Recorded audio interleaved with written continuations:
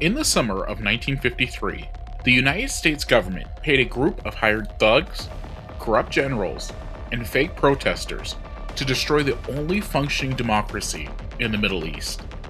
They did it in 4 days. They did it for oil. And the next 70 years, they lied about it. This is the story of Mohammad Mosaddegh, a man who dared to tell Britain and America that Iran's oil belonged to Iran, and what the most powerful intelligence agencies in the world did to make sure he never got the chance to prove it.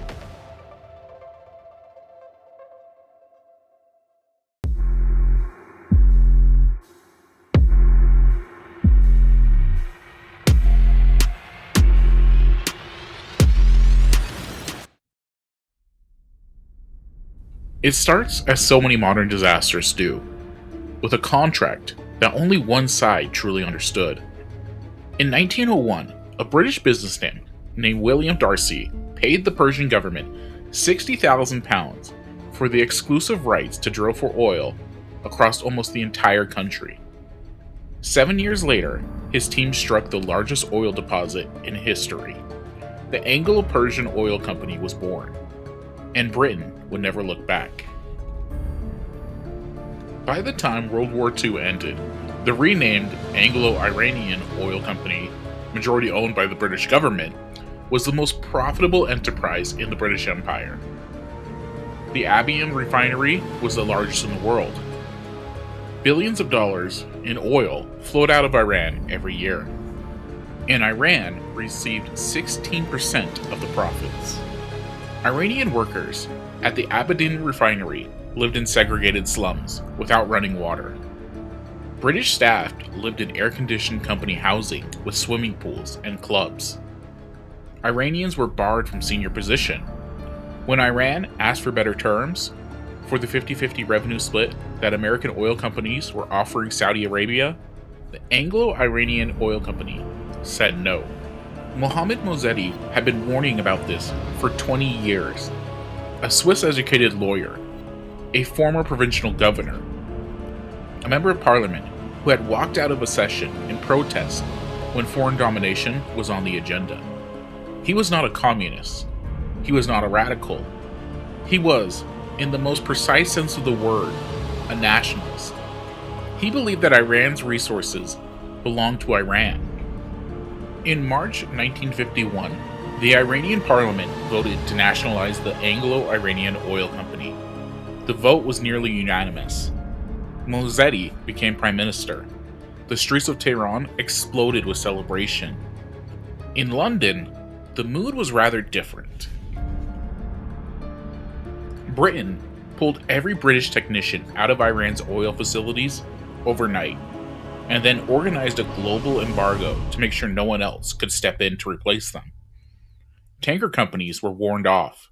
Refineries sat idle. Any nation or company that tried to buy Iranian oil was threatened with legal action. The Persian Gulf filled with Royal Navy warships. And it worked. Iran had the oil. It just couldn't sell it to anyone. Mossadegh went to the United Nations. He argued Iran's case in New York, speaking from a hospital bed, fragile and magnetic, and utterly compelling. The Security Council ruled that the dispute was an internal Iranian matter. Iran had won the legal argument. The blockade continued anyways. By 1952, Iran's economy was in freefall. Government revenue had collapsed. Britain was waiting Mossadegh out, convinced that economic pain would eventually force him to capitulate or be replaced. What they hadn't counted on was the change of government in Washington. The Truman administration had been sympathetic to Mossadegh. American officials understood the legitimacy of his grievances. The Eisenhower administration saw things differently.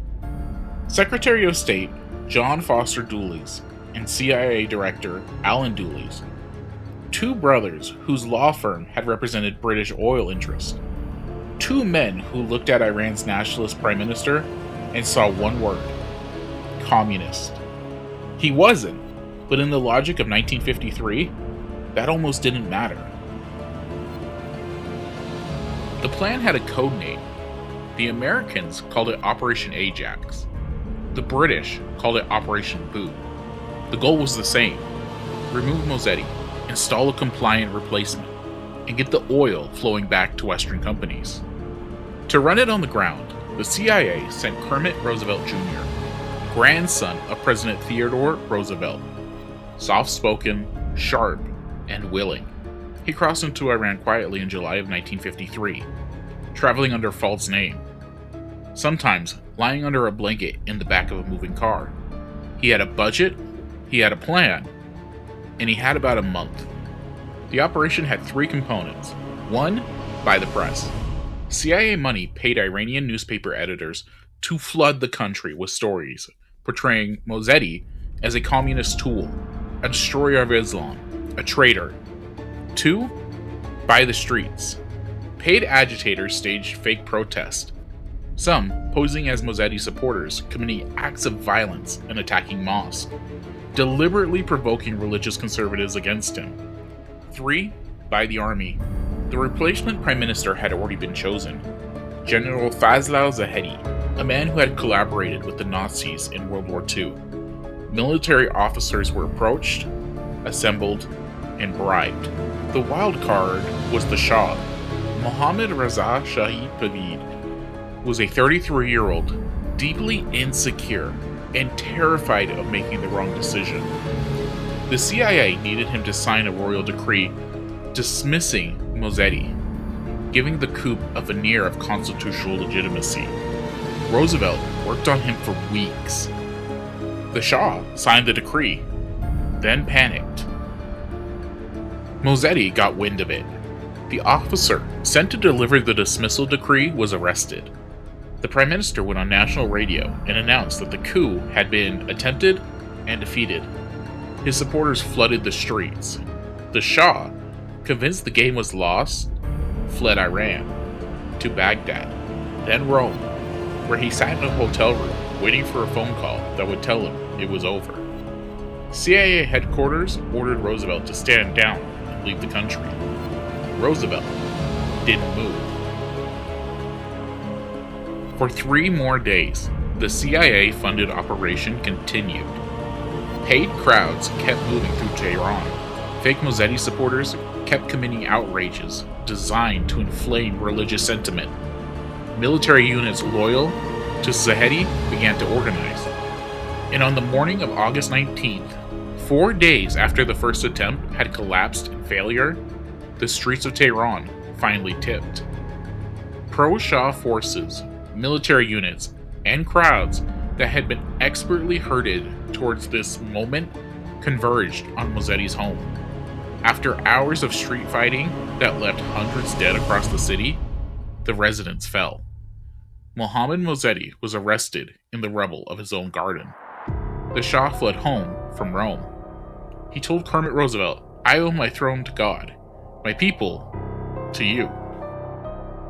The official story, told for decades, was that the coup was about stopping communism, protecting the free world, keeping Iran out of the Soviet orbit. The CIA's own documents say something more revealing.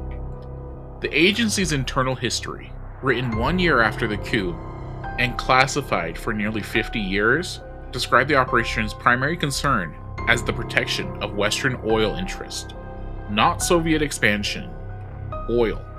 Because the real fear wasn't that Mossadegh would hand Iran to Moscow.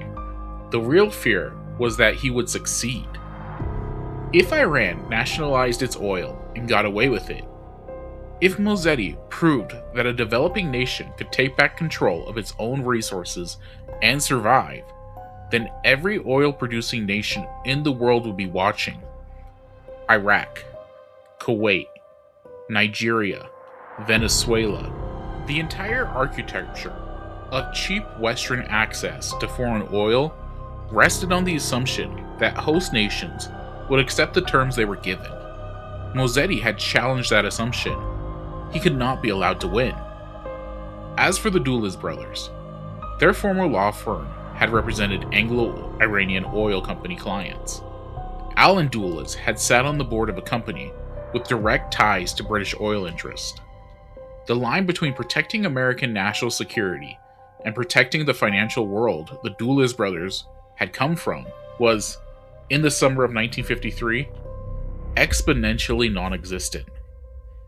There was one final detail. As the price of American participation in the coup, U.S. oil companies, previously locked out of Iran entirely, were handed 40% of the new consortium that replaced the nationalized company. Britain's shares fell from 100% to 40%. Britain had started the coup to protect its oil monopoly. America finished it and took half the prize for doing so. Mohammad Mosaddegh was tried for treason, convicted and sentenced to 3 years in prison. After his release, he was placed under house arrest at his rural estate, where he remained for the rest of his life. He died in 1967, still under guard. The government refused him a public funeral. He is buried in the reception room of his own home. The Shah returned to power and, with American support, built a police state. The SAVAK, his secret police, trained by the CIA, became one of the most feared security services in the region. Democratic opposition was systematically imprisoned, tortured, and destroyed. When the Islamic Revolution came in 1979 and swept the Shah from power, it did so in a country where 26 years of American-backed repression had eliminated almost every moderate, secular, and democratic voice. The liberals and nationalists who might have led a different kind of revolution had been broken. What survived, what was strong enough to fill the vacuum, was the religious establishment that the Shah had never quite managed to destroy. The revolutionaries who seized the American embassy in Tehran and held 52 Americans hostage for 444 days called the building the Den of Spies. They found the CIA's files inside. They published them. The documents confirmed everything Iran had believed about American interference in their country. The hostage crisis, the Iran-Iraq War, which America quietly supported, decades of sanctions, the nuclear standoff, the proxy conflicts that continue today across the Middle East, none of these things were caused solely by 1953. History is never that simple. But the coup is where the modern relationship between Iran and the West broke. Comprehensively, deliberately, and with full knowledge of what was being destroyed. In 2013, 60 years after the coup, the CIA formally acknowledged its role in Operation Ajax for the first time. It was the first official American admission that the agency had helped overthrow a democratically elected foreign government. Britain has still not officially acknowledged MI6's role. Mohammad Mosaddegh asked a question in 1951 that the most powerful nations on Earth decided was too dangerous to answer honestly. He asked, "Why is our oil not ours?" That was a reasonable question. It had a reasonable answer. But instead of giving it to him, they gave him Kermit Roosevelt and 4 days of chaos, a military trial in a country that was no longer his to lead. If you want to understand why the Middle East looks the way it does, why the trust between Iran and the West has never fully recovered, why decades of diplomacy kept running into the same wall, you don't have to look very far. You just have to look at August 1953.